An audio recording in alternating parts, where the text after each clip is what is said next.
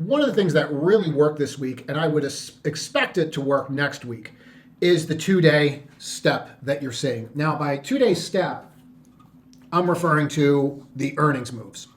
And what I mean is you have your drop the next day, and then for whatever reason, that's where you're getting your measured move. And frankly, you're getting it on both sides, whether you're going to get this massive continuation down or you're going to get the massive continuation up. Either way, continuation or reversal, you're getting that it's coming like 2 days later. It's kind of crazy, but it's everywhere. And I don't know if it's from positioning or why, but it's happening. So we knew, day one, day two, and then boom. And it's not an exact science, but what we do know is that this was the opening price of this trade. So the opening price of this trade was 112.71.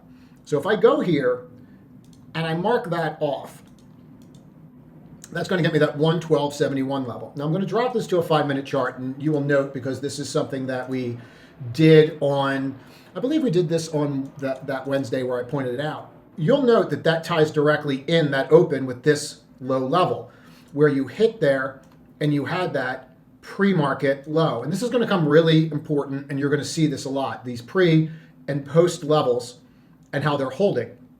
These pre and post levels and how they're holding. This is what is working right now, for sure. It does tend to work a lot, but this is what worked for us last week, and it's very important that we go over it. But there's that opening price off the bid of the day of earnings. So what else do we have? Well, we have all these lows. Are they important? Sure, they're important. But this, the day of the earnings, that was super important. What we see the next day coming through, pushing pre-market, we flip the pre-market high on this trade. And then from there, it breaks out and it just rips. Now, you can see the battle here as well. And you'll note that this is actually where I got involved in the trade, and I was pointing it out earlier to other people, but this is really where I started getting involved in the trade. And why is this important, and what got us in that trade that day? It wasn't just that we got to this level.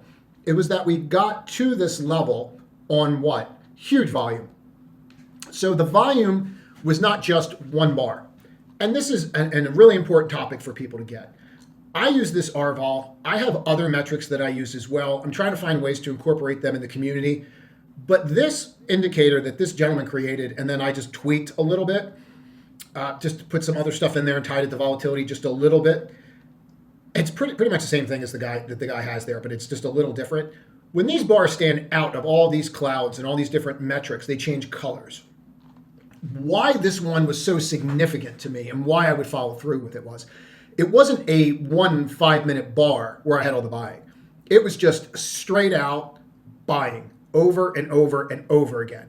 When you see that, you want to pay attention to it. Very different than what you had here, where buying, then I have less buying, then I have less buying. And you can see that here. Less buying, then less buying. That is pretty much standard in how it goes. Here was just straight out accumulation. I have to get in. I have to get in. That's why this trade worked. You were at a level that was that pre-market low level, which is a support until it flips and becomes a resistance. And then when you flipped it, this is what happened. And you can see how the volume increased. Now, if you missed that first move, what you will see is you will see opportunity that will present itself through this RVOL, which you should have access to through my charts. And if you don't, let me know, and I can just print a chart and save it as a layout, and you'll have it. But once you see this, you'll get other opportunities. Well, where are those opportunities? You don't have to buy the next volume bar that you see that does this. But what you do want to do is just watch levels of areas of interest. So you could watch that come in, go sideways, the retest of that low, the flip over, and then the rally. You can even see it here. You don't want to buy those, but you want to know where they are, because if you can retest a level and then come back. And so secondary names that you're in here, you certainly want to pay attention to. I can't stress that enough. Secondary areas of interest you want to pay attention to. I cannot stress that enough. I should say it that way. So you might use the cloud to re-enter this trade. You might say, I hate his cloud.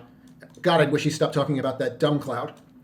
I don't know. Maybe you don't like it, but that makes me sad. But then use it 9 EMA, or use whatever you want to use that gets you back in the trade. Use pattern recognition, but use something that tells you. Don't just use volume to get in.